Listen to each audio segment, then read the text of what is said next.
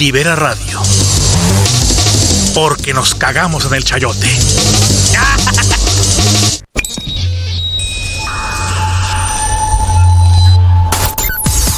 Recibes en tu máquina la señal de Libera Radio. Libera Radio. Libera Radio. Libera Radio. Emitiendo señal desde el barrio de la Revolución 1. Libera Radio. Libera Radio. En Hermosillo, Sonora, México. Encuéntranos en las redes sociales, Twitter y Facebook. @Libera Radio. @Libera Radio. Nuestro correo electrónico. Contacto @liberaradio.com. Libera Radio. Un proyecto de ACMAC, Acequia Comunicación Multimedia AC. Informativas, humorísticos, filosóficas, políticos, metaficcionales, clásicos, metafóricas, provocativas, sarcásticos, libres. Los jueves son de Libera Radio en Radio Sonora. A partir de las 7 de la tarde se abre el espacio ciudadano. La libertad es herramienta de todos. Donde las diferentes ideas vuelan. Porque a todas y a todos pertenece la palabra. Libera Radio. Libera Radio.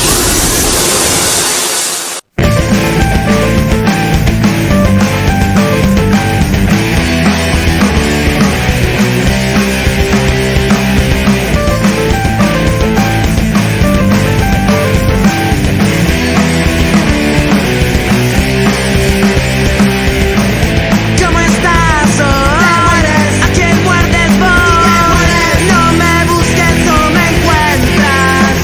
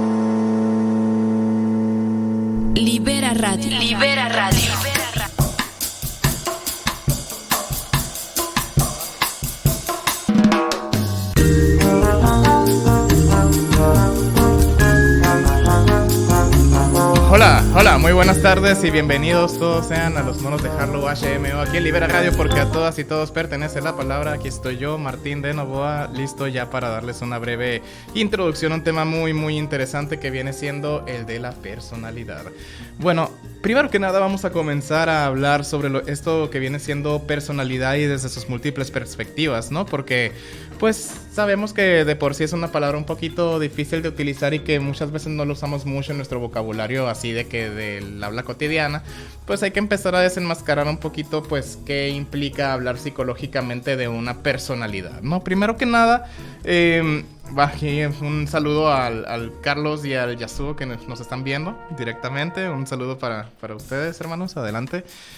Pueden hacer las preguntas que ustedes gusten o pueden invitar a gente que se una a la transmisión, no hay ningún problema. Entonces voy a comenzar a hablar de esto. Bueno, en la vida cotidiana siempre estamos acostumbrados a hablar de las personas en términos de dos cosas: los que son de una forma y los que no son de esa forma, los que tienen o los que no tienen algo, ¿no? Entonces usualmente es ahí donde utilizamos la palabra personalidad, que es, por ejemplo, decir tiene personalidad fuerte, tiene carácter fuerte, tiene una personalidad extrovertida, introvertida, muchos posibles usos que le damos a la palabra. Sin embargo, necesitamos remontarnos al origen de la palabra, del vocablo mismo, que pues remonta pues hace muchísimo tiempo. De hecho, el origen de la palabra personalidad recae en el griego, que es de prosopo, así prosopo, significaba máscara. Realmente la personalidad hace referencia a las múltiples máscaras que podemos estar utilizando en nuestro entorno, en nuestras interacciones más que nada. Y esto es algo que nos tiene que quedar muy en cuenta, porque cuando normalmente hablamos de personalidad, hablamos de individualidad. Es decir, hablamos de cosas que no se repiten, hablamos de nuestras maneras consistentes de comportarnos en el tiempo y las situaciones. Normalmente cuando se nos ha mencionado la palabra personalidad, así por ejemplo en redes sociales, de que en la televisión y todo, hablan mucho por ejemplo de trastornos de la personalidad, o por ejemplo personalidades narcisistas, dominantes, personalidades antisociales, personalidades esquizoides, personalidades límite, personalidades desviadas de la norma, ¿no? Por así decirlo. Entonces hay un problema muy grande con esto, ¿no? Que ¿por qué estamos hablando de personalidades que están desviadas o de personalidades que pueden llegar a estar enfermas solo por el hecho de que no encajan directamente con lo que nosotros pues queremos que encajen, ¿no? Por así decirlo. Entonces, en este sentido, lo que tenemos es un problemita muy fuerte de tipo conceptual. Es decir, nosotros pensamos que podemos hablar de personalidad en términos psicológicos, así como si habláramos de personalidad en las pláticas cotidianas, cuando realmente no es así. Es algo muy distinto. De hecho, cuando nosotros hablamos de personalidad, por ejemplo, con nuestros amigos y todo, bla, bla, no hablamos de ninguna facultad psicológica. De hecho, hablamos de un montón de cosas que una persona puede estar haciendo, desde su forma de pensar, su forma de vestir, su forma de actuar, su forma de dirigirse a otros. No necesariamente es algo que sea pues psicológico directamente. Y es ahí donde viene la primera de las trampas, el pensar que porque nosotros identificamos cosas en la vida cotidiana que tienen que ver con sentimientos, con pensamientos y con otro tipo de expresión de comportamiento nuestra, ya significa que es algo psicológico, cuando realmente pues, no necesariamente es así. El problema de la personalidad es que es una palabra que se utiliza en muchos escenarios. No solamente se utiliza en contextos psicológicos, también se utiliza, por ejemplo, en contextos religiosos, se utiliza en contextos ¿cómo se dice? De derecho, por ejemplo. Existe una personalidad jurídica, que es cuando tú delegas facultades a alguien en términos pues, específicamente pues, de ley, ¿no? Entonces, en religión, la personalidad tiene que ver con algunas de las facultades del alma divina que reside en ti directamente y cómo tú lo expresas. Y en psicología hay un desastre total porque hay muchas definiciones sobre personalidad. De hecho, ya a partir de 1930 existían aproximadamente 50 definiciones distintas de lo que podría ser personalidad.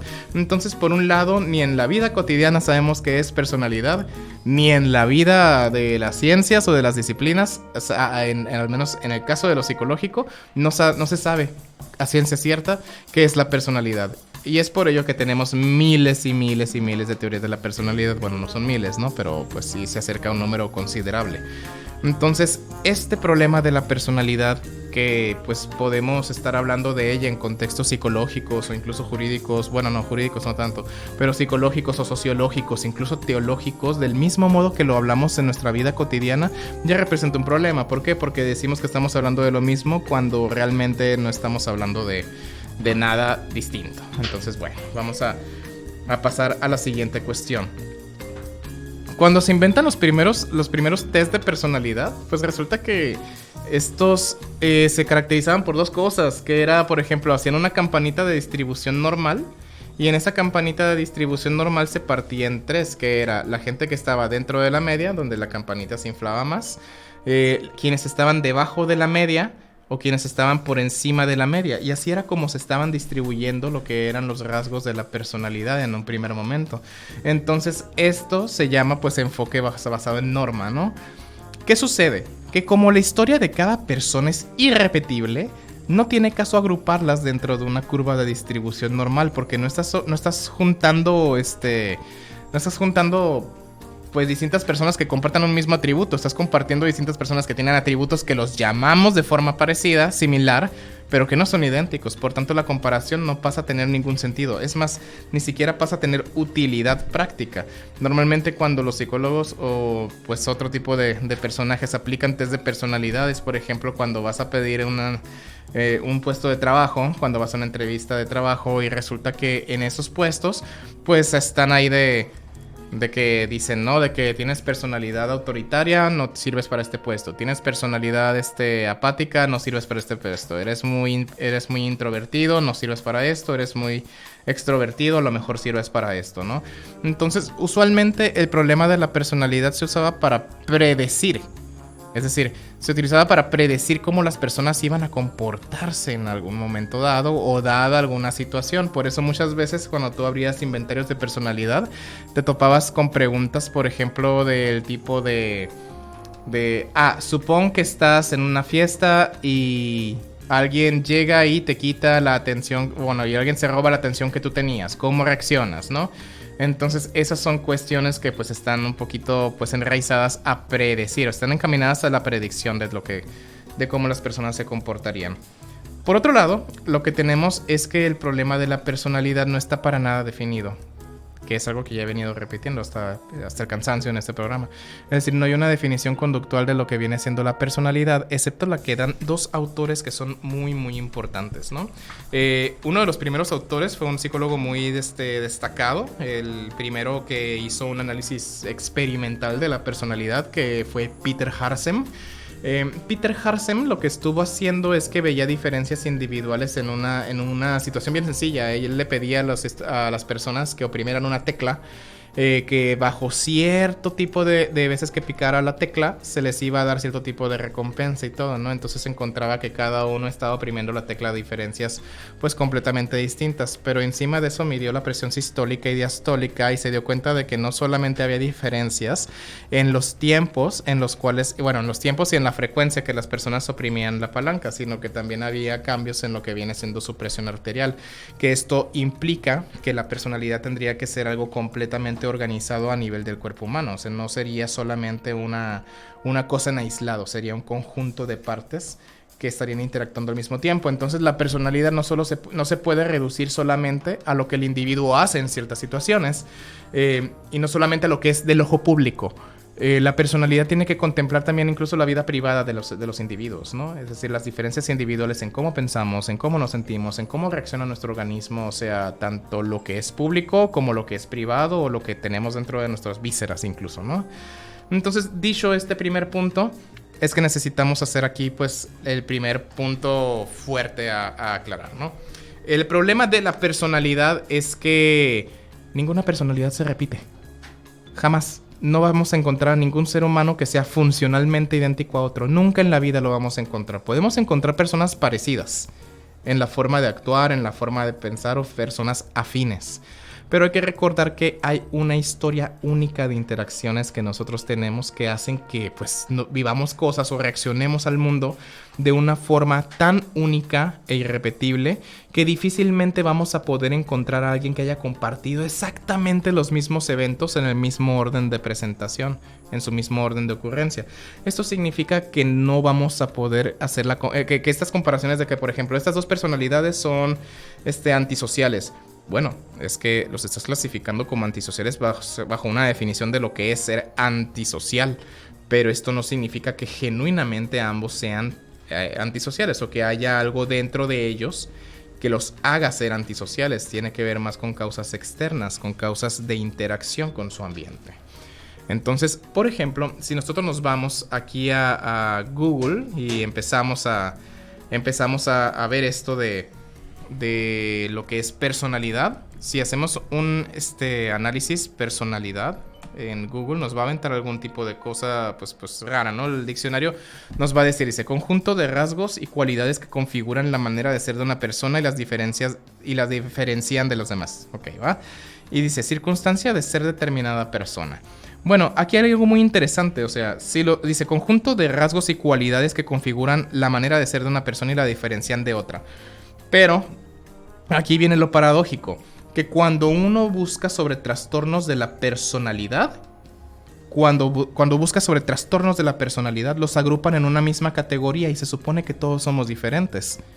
Entonces hay una contradicción lógica con esto, ¿no? Hay una contradicción lógica del tipo, ok, te clasifico dentro de un diagnóstico y pues no estoy tomando en cuenta tu historia individual. De hecho, si hablamos de trastornos de la personalidad, un tema muy de moda, si me lo permiten. De hecho, en redes estaba viendo, por ejemplo, hace unos días esto del TLP, del trastorno límite de la personalidad, del famoso borderline, o también de los trastornos de ansiedad, de los trastornos esquizoides, de los trastornos paranoides. Entonces, aquí es como yo realmente pues me quedo pensando un poco, ¿no? De por qué tiene que haber trastornos, por qué la individualidad tiene que estar trastornada si es la sociedad quien valora como desviado, ¿no? Es decir, la gente por sí sola no está desviada, la gente por sí sola no está enferma, es valorada como tal a los ojos de la sociedad. Y aquí vamos a hacer el pequeño análisis de esto, ¿no? Por ejemplo, trastornos de la personalidad, ¿no? Y, a ver, por ejemplo, trastornos de la personalidad. Vamos a hacer una búsqueda muy sencilla. Por ejemplo, si nos vamos a una de las páginas de mayor referencia del mundo del MayoClinic.com, vamos a darnos cuenta de que tenemos, por ejemplo, trastornos de la personalidad del grupo A. Es decir, los tienen encasillados todavía en rublos muy generales. Y dicen, trastorno paranoide de la personalidad. Entonces vamos a ver qué es lo que caracterizaría a una persona con trastorno paranoide de la personalidad. Y quiero que tengan muy en cuenta lo siguiente, que cada uno de los criterios que les va a dar ahí tiene más que ver con cómo otros lo podrían valorar, ¿ok? Un juicio de valor. No necesariamente porque la persona se sienta mal, sino porque otros se dan cuenta de que su forma de actuar, de pensar y de hablar está siendo un poco desviada de su contexto. Vamos a ver. Trastorno paranoide de la personalidad. Y lo que se está diciendo directamente es desconfianza y sospecha generalizadas hacia los demás y sus motivos. Creencia injustificada de que los demás intentan dañarte o engañarte. Sospecha injustificada de la lealtad o la fiabilidad de los demás. Vacilación al confiar en los demás debido al temor no razonable de que usarán la información en tu contra.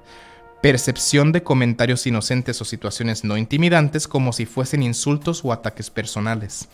Reacción hostil o de furia a los insultos o desaires percibidos. Tendencia a guardar rencor. Sospecha injustificada y recurrente de que el cónyuge o la pareja sexual es infiel. Si nos damos cuenta, cada uno de estos criterios diagnósticos que comprenden a alguien que esté padeciendo, por así decirlo, y digo padeciendo entre comillas por el hecho de que lo que queremos desmentir es que no existe tal cual un trastorno paranoide de la personalidad, sino que no es un trastorno psicológico, es como socialmente se le va a ver a ese conjunto de comportamientos. Entonces, por ejemplo, una persona desconfiada y que sospecha de los demás puede ser una persona que en su historia individual ha estado rodeado pues, de eventos muy desafortunados. que es que simplemente es como, por ejemplo, si a mí alguien llega, un ser muy querido llega y me traiciona o me dice algo, cualquier cosa, lo que sea, lo primero que va a generar en mí es desconfianza. O sea, yo no voy a actuar del mismo modo con una persona que me hizo daño a como actuaría con una persona que jamás me ha hecho daño. Aquí el Charlie ya nos está echando agua bendita. ¿Qué onda, Charlie? ¿Cómo andamos? Bien. Todo en orden. Aquí aquí anda purificando el ambiente nuestro querido Carlos Rivera. Acá se va a aventar un palomazo ahorita. Bueno, entonces a lo que vamos es que cada uno de estos criterios diagnósticos tiene que ver con experiencias que son aprendidas. Pareciera que estamos queriendo medicalizar o al menos patologizar cierto tipo de acciones que tienen una justificación histórica individual, un proceso de construcción histórica individual, que es contrastada con un proceso de evolución social. Y es este proceso de evolución social el que les da el nombre.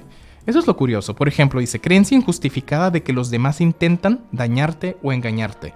Pero desde que estamos diciendo la palabra injustificado, ya estamos metiendo un juicio valorativo. Es decir, yo podría decir que el comportamiento de alguien es injustificable desde mi perspectiva moral, pero no significa que esa persona lo vea como problema. Es decir, si por ejemplo estamos en un grupo de personas y uno empieza a decir muchas groserías en un lugar donde usualmente no se dicen groserías, o debería decir que no debería decirse muchas groserías, pues esta persona va a ser tildada de, mira, no se está ajustando a las reglas, que antisocial, porque antisocial es, para aclarar un poquito conceptualmente esto, es quien va en contra de las reglas o de las leyes, quien las quebra, quien transgrede. Entonces, es decir, desde nuestra simple percepción podríamos catalogar a cualquier persona como con un trastorno, ¿no? Es más, incluso podríamos identificarnos con un trastorno. Técnicamente nos podríamos autodiagnosticar tomando como base esto, y eso no es muy profesionalizante por una razón, porque usualmente los que se dedican al campo de la salud en general son los únicos que tienen la licencia o el título para poder diagnosticar directamente, y sin embargo muchas de las personas con estos criterios tan laxos y valorativos pueden llegar a realizar un autodiagnóstico, y eso es algo muy peligroso porque muchas veces estas etiquetas, que realmente son etiquetas, no nos están ayudando de mucho. Aquí hay una pregunta, dice, entonces los trastornos son fuera del individuo y no dentro de él con relación de un ambiente, ¿no? Sí, mira, el ambiente es social. Lo trastornado de una persona, fíjate bien, la concepción de trastorno quiere decir algo que se sale de lo normal, pero lo normal lo delimita la sociedad, no lo delimita una persona. Es decir, eso es. Simplemente el trastorno tiene que ver más con el ambiente. Claro, hay cuestiones a veces que hay orgánicas del individuo, como alguna alteración genética, alguna mutación o alguna alteración del desarrollo cerebral, que ahí sí hay casos en los cuales hay cierto tipo de comportamientos, pero que se deben directamente a la enfermedad, no a la condición del individuo. Hay otro comentario que dice aquí, dice, sin embargo, las personas que sufren de esos pensamientos no saben explicar, no justificar las causas de ellos. A eso se refiere injustificable para mí. A ver, otra vez hay que leer esto, como que no entendí mucho la sintaxis aquí. Dice, sin embargo, las personas que sufren de esos miedos o pensamientos no saben explicar, no justificar las causas de ellos. A eso se refiere injustificable para mí. Ok, va. Bueno, es que lo justificable e injustificable tiene que ver con un motivo valorativo. Eso es algo completamente moral, eso no es algo psicológico. La moral es completamente ajeno a lo psicológico, porque la moral tiene más que ver con una cuestión ética. Eso mejor hay que dejarlo para un ámbito jurídico, ¿no? Que ahí sí tiene mucho peso esto de los trastornos mentales, ¿no? Porque son simplemente valoraciones que hace la sociedad con respecto de cómo nos comportamos. De hecho, si hacemos un test de trastornos de la personalidad, muy seguramente alguno de nosotros puntúe alto en alguno de ellos. Vamos a analizar otro trastorno para ponernos un poquito en contexto de cómo es esto, ¿no? Por ejemplo, el trastorno esquizoide de la personalidad. Dice, falta de interés en las relaciones sociales o personales, preferencia por la soledad, amplitud limitada de las emociones, incapacidad para disfrutar la mayoría de las actividades, incapacidad para captar las señales sociales normales, aparentar ser distante o indiferente, poco interés o interés nulo en las relaciones sexuales. Bueno, esto prácticamente me está describiendo un veterano de guerra. Y muy específicamente de veteranos, por ejemplo, de la guerra de Vietnam, que vienen lo suficientemente alterados por venir de un entorno completamente salvaje, brutal, y que ya no tienen un ajuste a la sociedad. del mismo modo pues que lo solían tener antes, o incluso si antes no lo tuvieron. Es decir, ese tipo de comportamientos, todos esos 6 comportamientos que abarcarían esto que se llama trastorno esquizoide de la personalidad, es algo que se puede valorar fácilmente por otros. Por ejemplo, dice, falta de interés en relaciones sociales o personales. Pero bueno, ¿cómo sabemos que la persona simplemente no quiere convivir en ese entorno social? Y que repetidamente tiene que exponerse a un entorno social en el cual no le gusta convivir. Es, por ejemplo, hay gente que no le gusta bailar cierto tipo de canciones y sí le gusta bailar otro tipo de canciones. Y no por esto significa que a la hora de estar en una pequeña fiesta o en algún tipo de presentación y que no quiera bailar, no significa que esté trastornada. Simplemente no hay un interés en eso. Pero los intereses son completamente valorativos. Es decir, una persona puede decir que está o no interesada en hacer o disfrutar algo según sea la situación. Entonces, las personalidades, o sea, la personalidad no es tal cual una entidad dentro de ti, ni todo lo que tú eres, es una manera de interactuar. Entonces, esas maneras de interactuar, como vienen de una historia, pues, de interacciones completamente única, no puede ser algo que esté enfermo, no puede ser algo que esté desviado. Y eso es un discurso del cual se nos ha venido hablando durante varias décadas, ¿no? De que hay personas que están siendo demasiado antisociales, ¿no? O que hay personas que no se pueden ajustar directamente a la sociedad. Entonces tendríamos que replantearnos cuál es el problema. Que las personas estas no pueden ajustarse a la sociedad, o que como sociedad no somos lo suficientemente abiertos para crear las condiciones necesarias, o que nos falta un sentido de comunidad que nos permita incluir a las personas que tienen este tipo de comportamientos de forma que no los estén teniendo y que nosotros no tengamos que valorarlos como trastornados. Eso es lo que hace falta. Pero realmente es lo que yo no veo que se esté haciendo. Pero bueno, eso es otra cosa, ¿no? Mira, vamos a ver otro tipo de trastornos. Dice, trastorno esquizotípico de la personalidad. Dice, vestimenta, pensamientos, creencias, discurso o conductas peculiares. Pero, ojo, ni siquiera dicen anormales, o sea, peculiares. Peculiares. Vamos a ver qué significa peculiar. Y aquí dice, peculiar, dice que es propio y singular de una persona, animal o cosa. O sea, algo propio es un trastorno. O sea, algo propio es un trastorno. O sea, eso es incluso contrastante con la definición misma de lo que un trastorno vendría siendo. O sea, técnicamente, por ejemplo, si a alguien le gustan los dinosaurios a sus 35 años y está desarrollando una afición por los dinosaurios y todo eso, es una peculiaridad del individuo. ¿Está trastornado por eso? Pues sí, estará trastornado para las personas que digan que los dinosaurios es un tema exclusivo de niños. Y que vea que no se repiten esos intereses en adultos. Ahí sí es cuando se valoraría como un trastorno. Pero una peculiaridad no puede ser una enfermedad, no puede ser indicador de alguna especie de trastorno, como usualmente te lo venden.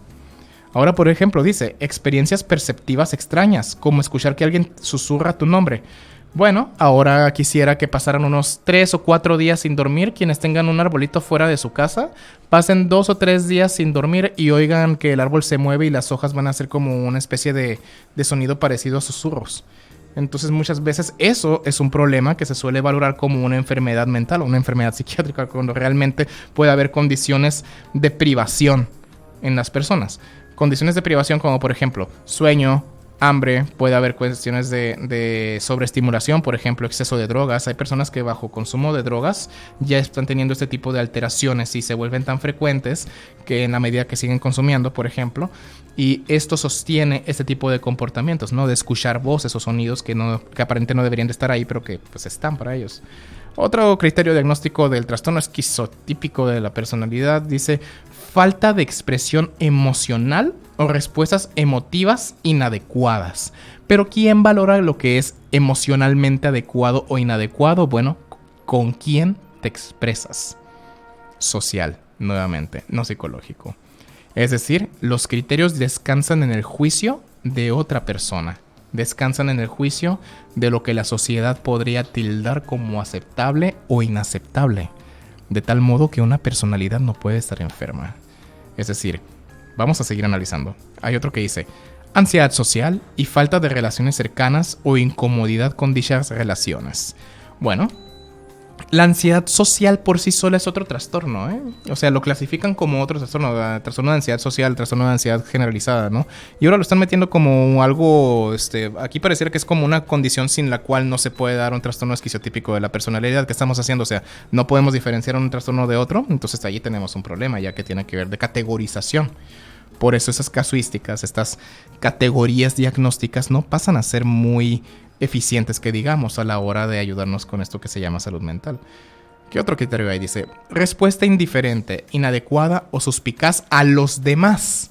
¿Quién valora que es suspicaz, inadecuado o indiferente? Los otros. Nuevamente, no es un criterio de diagnóstico psicológico, es un criterio de diagnóstico social. ¿Qué sigue? Pensamiento mágico. Esto es buenísimo. Creer que puedes ejercer influencia en personas o acontecimientos con el pensamiento. Ay, el universo conspirará en mi contra para que las cosas sucedan. Eso es un pensamiento mágico. O, por ejemplo, un pensamiento mágico se está dando mucho en la sociedad actual en el sentido de que, por ejemplo, en las relaciones de pareja es de que, ay, la persona que me quiere tiene que adivinar cómo soy, porque así es la persona ideal. El irse demasiado a ideales es pensamiento mágico. Entonces, que todos somos esquiziotípicos. Todos tenemos un trastorno. O sea, bajo esta lógica, técnicamente hasta ir al baño es un trastorno, diría el sacerdote de los Simpson, por ejemplo. Ahora, por ejemplo, dice, creencia de que determinados incidentes o acontecimientos casuales tienen mensajes ocultos exclusivos para ti. Nuevamente, una extensión del pensamiento mágico. Es decir, gente que dice, ay, es que el mundo no está hecho para mí. Eso es buenísimo, ¿eh? Es que el universo no está hecho para nadie. O sea, el mundo no está hecho para ti ni para mí. No está hecho para nadie de nosotros, de hecho. Entonces, ahí está el meollo del asunto. Vamos a continuar con otro de los trastornos que están aquí, ¿no? Porque eso se está poniendo cada vez mejor. Por ejemplo, trastorno de personalidad del grupo B. O sea, ya pasamos el grupo A, ¿no? Y aquí dice, los trastornos de la personalidad pertenecientes al grupo B se caracterizan por pensamientos o comportamientos... ¡Uy! Esto está buenísimo. Aquí viene lo valorativo social, ¿eh? Dramáticos, excesivamente emotivos o impredecibles. ¿Dramático? ¿Quién lo valora como dramático? ¿Quién te dice que eres un dramático o dramática? Otros, no tú. Otros. Excesivamente emotivos. ¿Quién lo valora? Otros, la sociedad. ¿Quién te dice, hey, cálmate, así no te expreses? O gente impredecible. ¿Quién valora como impredecible a la gente? Otros. No es un criterio diagnóstico psicológico. Pareciera más que es como una especie de reglamento de vida, ¿eh?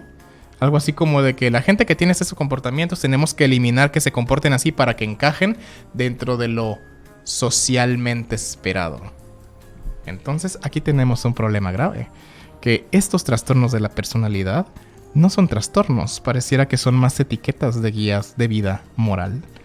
Vamos a ver. Dice, trastorno de la personalidad antisocial. Dice, indiferencia hacia las necesidades o sentimientos de los demás.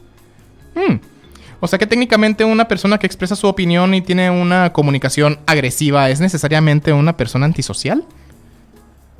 Hay que preguntarnos eso, porque una persona puede ofender a otros, no tener sentimientos para con los demás y no tener consideraciones para los demás. Pero ¿eso realmente lo hace antisocial? No, dice que necesitamos cumplir con otro criterio. Dice, mentiras, robos, uso de apodos, estafas constantes. Esto es increíble, ¿eh? O sea, cualquier persona que viva en una colonia conflictiva puede ser antisocial, sin darse cuenta. Problemas legales recurrentes. Bueno, pues aquí te dice que aparte de ser indiferente tienes que mentir, robar. Eso es muy interesante porque suena como a los 10 mandamientos, ¿eh? Mira, suena, no mentirás, no robarás. O sea, esto es básicamente una vida incluso casi de normatividad social. Esto no es psicológico. Lo que está institucionalizado no es psicológico, eso es sociológico. Es un dominio completamente distinto. Esto no apela a algo individual, apela a normas. A normas. A gente que se desvía de lo que es considerado normal, pero es que no hay un parámetro psicológico que sea normal. Porque cada quien es distinto y no lo podemos estandarizar. Entonces esto no nos sirve de mucho a la hora de categorizar a las personas. Pero sí nos sirve mucho a la hora de procesarlas o de medicarlas. Porque supuestamente hay algo dentro de ellas, ¡pum!, que hace que todo truene. Aquí dice, comportamiento agresivo, a menudo violento. Pero eso ya se mencionó acá. O sea, ya se mencionó aquí. O sea, violación constante de los derechos de los demás, eso es comportamiento agresivo y a menudo violento. Si eres agresivo y violento, ya estás violando constantemente los derechos de la otra persona. O sea, incluso los criterios diagnósticos se contradicen o se repiten, haciéndolo ver como que hay más cosas que una persona puede tener cuando realmente son categorías que se desprenden de una misma, de una más general. Dice, indiferencia hacia la seguridad propia y de los demás. Básicamente lo que llaman asesinos suicidas, por así decirlo. Conducta impulsiva. Una persona que apuesta en un casino solo porque se le da la gana apostar en un casino es una persona antisocial. Por ejemplo, las personas que van a los casinos usualmente entran en la parte de mentiras, de decir, es que no tengo problema con el vicio, es que voy con mis amigos o con mis amigas y se va al casino. Problemas legales recurrentes en términos de deudas, puede haber así. Comportamiento agresivo porque no le alcanza para las deudas o cosas así. Entonces, eso nos trae un problema un poco grande. Por ejemplo, aquí nos dice Ramón Valdés León. Un saludo, Ramón. Dice, técnicamente es pecado ir al baño, dijo el reverendo Alegría en el capítulo de Los Simpsons sobre la crisis matrimonial de Homero y Marge. ¿Soy esquizofrénico por ser súper fanático de Los Simpsons? Pues, bajo alguna de las categorías diagnósticas de esto, muy probablemente. Pero aquí está el asunto. Es que cualquiera puede encajar en cualquiera de este tipo de categorías diagnósticas. Y es en lo que necesitamos empezar a abrir un poquito más el pensamiento para darnos cuenta de que no tenemos mucho que rendirle a este tipo de categorizaciones. Es decir, si quieres vivir una vida de algún tipo de cosas, pues hay que entender que vamos a estar encasillados con el juicio de los demás y que otros van a opinar de nosotros. Pero en el momento en el cual ya nos quieran decir, hey, tienes un trastorno y todo eso, es una forma de manipulación, eso es una forma de control social, querramos o no. Entonces hay que tener cuidado con este tipo de cosas. Por ejemplo, aquí dice, trastorno límite de la personalidad, muy de moda. De hecho hay muchas páginas en Facebook que dicen, ay, no fue tu culpa, fue de la otra persona por hacerte daño. Toda esa interacción, ¿qué significa? Que si X cosa sucede, hay cierta parte de responsabilidad por parte de uno y por parte del otro. ¿Ok? Ahí está. No fue tu culpa. Pues sí, no al 100%, pero de cierta forma sí pudiste haberlo probabilizado. Pero es que eso se tiene que analizar de una forma más cuidadosa. Vamos a ver qué compone el trastorno límite de la personalidad. Dice, conducta impulsiva y riesgosa. Qué interesante. O sea, mira, el trastorno límite de la personalidad comparte mucho con el trastorno de la personalidad antisocial. O sea, no puedo saber... A ver, vamos a ver. Conducta impulsiva y riesgosa, como relaciones sexuales sin protección, involucrarse o en apuestas o tener atracones. Imagen personal inestable o frágil. Relaciones inestables e intensas. Cambios en el estado de ánimo, a menudo como reacción al estrés interpersonal. Conductas suicidas o amenazas de autolesión. Temor intenso, estar solo, ser abandonado. Sentimientos de vacío continuos. Ataques de ira frecuentes e intensos. Paranoia intermitente relacionada con el estrés. Ok, o sea, con ese trastorno límite de la personalidad es como si tuviéramos un cachito de los demás, ¿eh? O sea, técnicamente nosotros podríamos ser diagnosticados con un trastorno paranoide de la personalidad y al mismo tiempo tener un poquito de TLP. Está raro, ¿no? Usualmente cuando vamos al médico y nos checa las anginas dice que tenemos amigdalitis, porque se identifica luego. Y se identifica si es causada por un virus o una bacteria, por un virus, por ejemplo, o por una bacteria y te da un antibiótico o un antiviral y ya. Pero aquí, tú puedes salir como con 3 etiquetas. Y si bien te va. Vamos a ver. Paranoia intermitente relacionada con el estrés. Pues claro que sí. Es que el estrés en el que vivimos como sociedad no está ayudando en nada. Son problemas sociales. Por ejemplo, a ver, trastorno histriónico de la personalidad. Búsqueda constante de atención. ¿Ok? Excesivamente exaltado, drástico o provocativo en el plano sexual con el objetivo de captar la atención. Discurso espectacular con opiniones fuertes, pero con pocos hechos o detalles para respaldarlas. Fácilmente influenciable, emociones poco profundas que cambian rápidamente, preocupación excesiva por la apariencia física, pensamiento de que las relaciones con los demás son más cercanas de lo que en realidad son. Qué curioso, porque esto lo está valorando desde otras personas. Vamos a ver, imagínense que una persona necesita frecuentemente atención, porque todos necesitamos atención en cierto grado. Pero una persona está así de que acercándose mucho a otros y bla bla, búsqueda constante de atención. ¿Quién no quiere atención? Todos somos histriónicos, todos tenemos un poquito de histriónico. Excesivamente exaltado, drástico, provocativo en el plano sexual. Ok, eso se llama seducción. Y es una práctica cultural. Es decir, cuando usualmente hay relaciones sexuales consentidas, hay una parte de seducción. Necesariamente. Hay una parte seductora. Entonces, por ejemplo, hay mucha gente que dice, quiero obtener atención a través de las relaciones sexuales. ¿Qué tiene de malo? ¿Quién lo valora como malo? Los demás. Que cuando vas con el grupo de amigos y tú cuentas, es que fíjate que me puse así le hice con mi pareja para seducirle y bla bla, de que, no deberías hacer eso, qué mal estás. Eso se llama moral. Juicios morales, juicios valorativos. ¿Qué más dice? Trastorno histriónico de la personalidad, fácilmente influenciable. Pues claro, una persona que puede ser emocionalmente violentada o emocionalmente afectada puede llegar a tener ese tipo de afectaciones, es completamente normal. O se está patologizando prácticamente la vida cotidiana. Eso es un problema tremendo. A ver, trastorno narcisista. Mira. Preocupación excesiva por la apariencia física. Pero si te están recordando que la apariencia física no es como debería de ser, según el criterio de otros, ¿ya hay un trastorno histriónico? Pues no. Ni siquiera es un síntoma. Son conductas. Y las conductas no son síntomas. Si hablamos de síntomas, si hablamos de los comportamientos como si fueran síntomas, de entrada ya estamos implicando el hecho de que posiblemente sea una enfermedad. Los comportamientos, los pensamientos y los sentimientos no son síntomas. Son expresiones individuales que se contrastan en lo social. Y es lo social lo que delimita si lo que hacemos, pensamos o sentimos está desviado o no. Pero por sí solo no está desviado. Y eso es lo importante. Es decir, no estamos locos. Somos vistos como tales en situaciones muy específicas. ¿A quién nunca le han dicho, por ejemplo, que no deberías de ser así? Bueno, básicamente es la misma lógica. No deberías de ser así. La sociedad no debería de ser así, no deberías de comportarte así, etcétera, etcétera, ¿no? Entonces,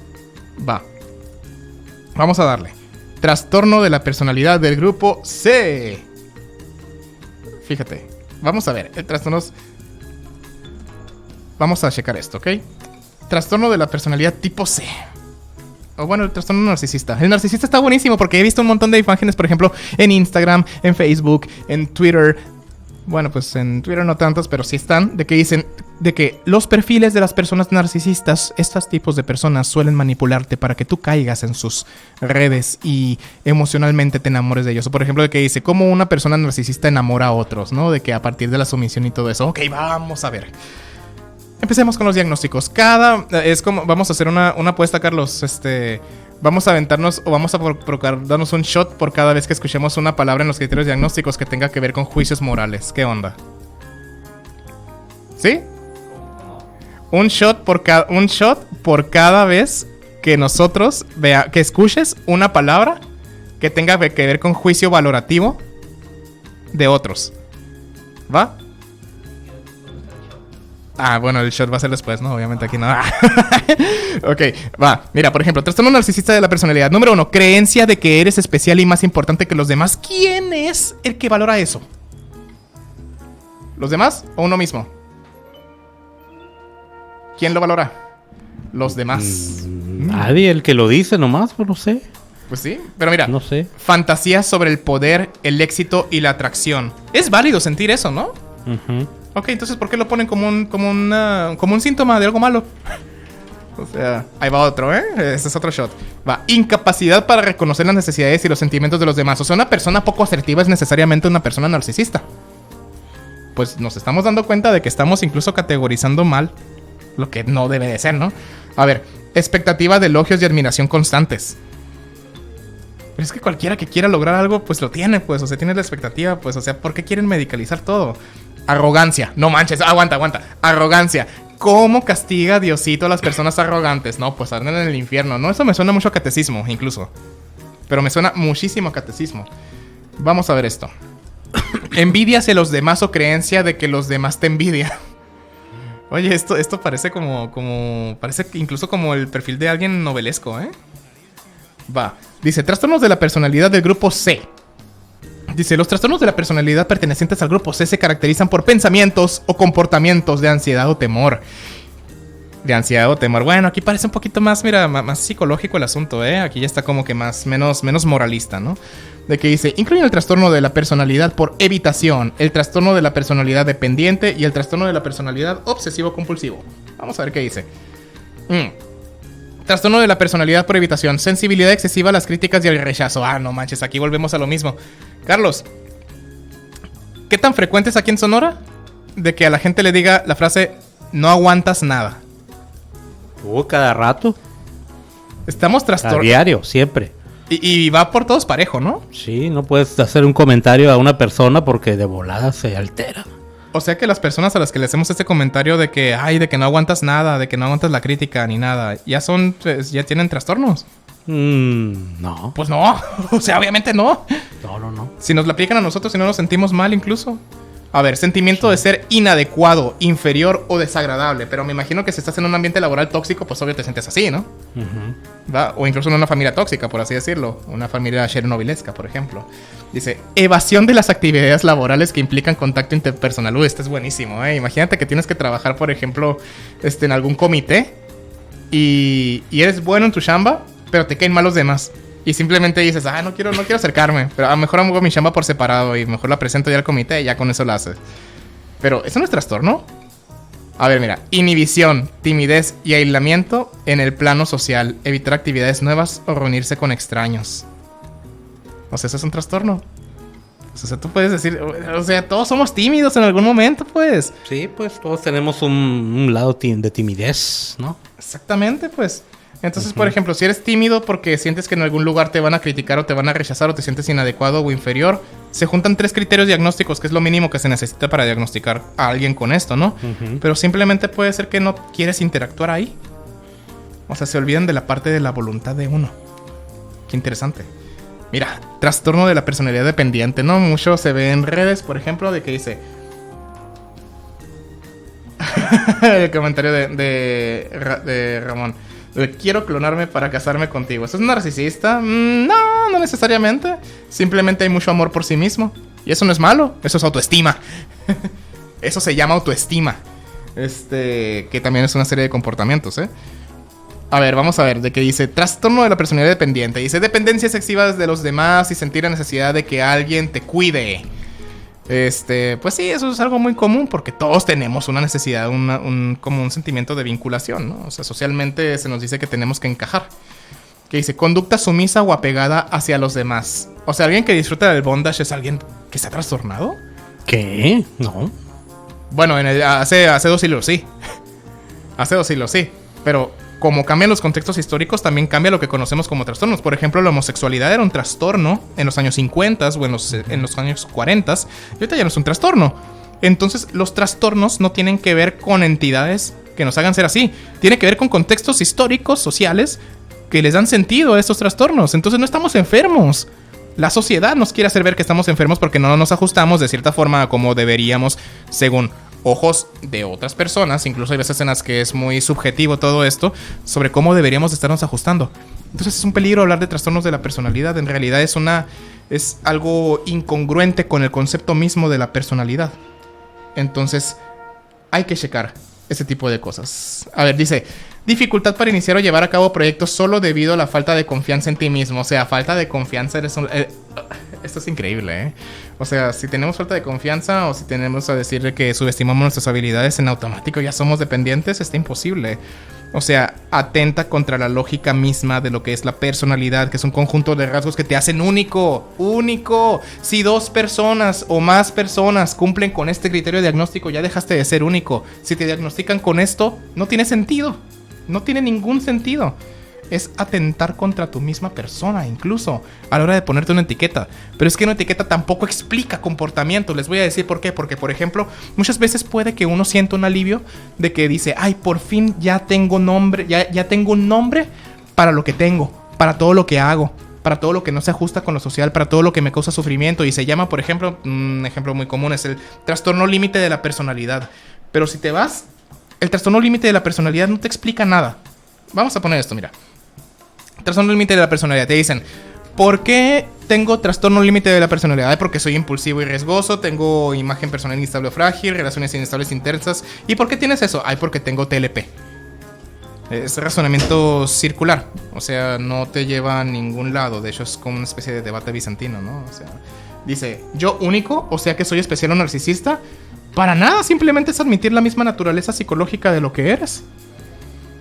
Así de sencillo. O sea, tú como persona eres un individuo que no se va a repetir. Jamás se va a repetir. Nadie puede clonar la historia de interacciones de alguien. Nadie. Es imposible. Ni siquiera en ambientes controlados. Porque, por ejemplo, si tú agarras a 2 bebés, a 2 gemelos, y fíjense bien esto, a 2 gemelos, y uno sale primero que el otro, uno salió primero que el otro. Uno tuvo contacto antes con el mundo que el otro, aunque sea por 2 segundos. Desde ahí la historia ya no es la misma. Y puede que ellos hayan tenido la misma educación, en la misma escuela, mismos maestros, mismas reglas, pero ambos reaccionan diferente a esas reglas. Por eso es que muchas veces los gemelos que son idénticos tienden a ser diferentes y muy parecidos funcionalmente en algunas cosas. Pero esto no significa que sus personalidades sean parecidas, ¿no? Son completamente distintas. La personalidad no es más que algo que recientemente se ha planteado como estilo interactivo. El estilo interactivo se identifica no a través de lo que hacemos, sino de las circunstancias del ambiente. Es decir, ya no estaríamos clasificando los comportamientos que harían que una persona sea tipificada con eso, sino que tendríamos que fijarnos más en el ambiente que hace que las personas se comporten de ciertas maneras. Y esto es algo más bonito porque tú puedes programar ambientes que encajen con la personalidad de la persona, o tú puedes programar situaciones para que una persona, por ejemplo, tímida o que haya sido diagnosticada con cierto tipo de trastorno pueda encajar de una manera muy adecuada en un contexto donde normalmente no encajaría.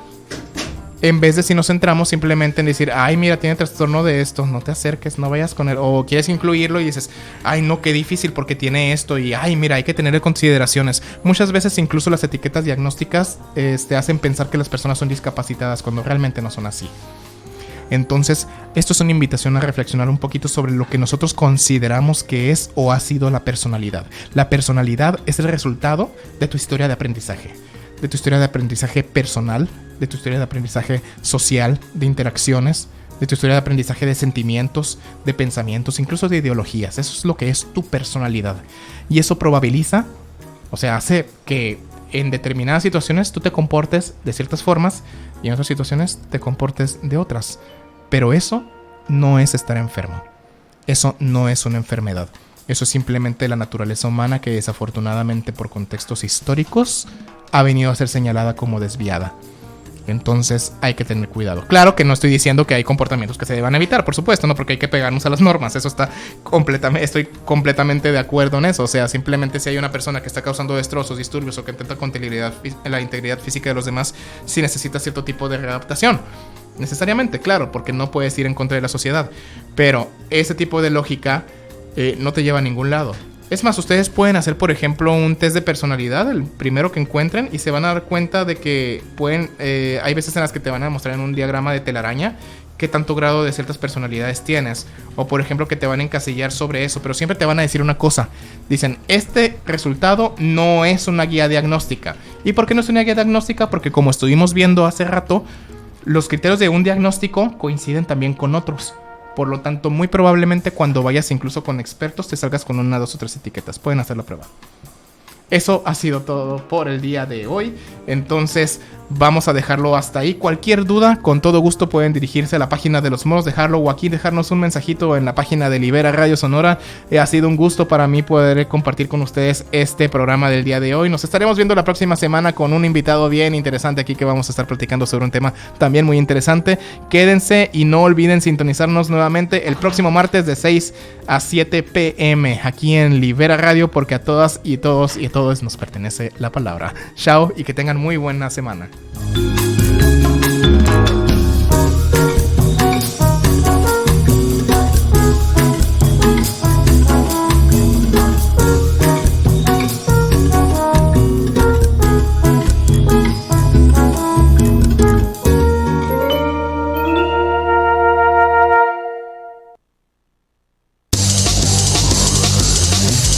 Libera Radio. Porque nos cagamos en el chayote.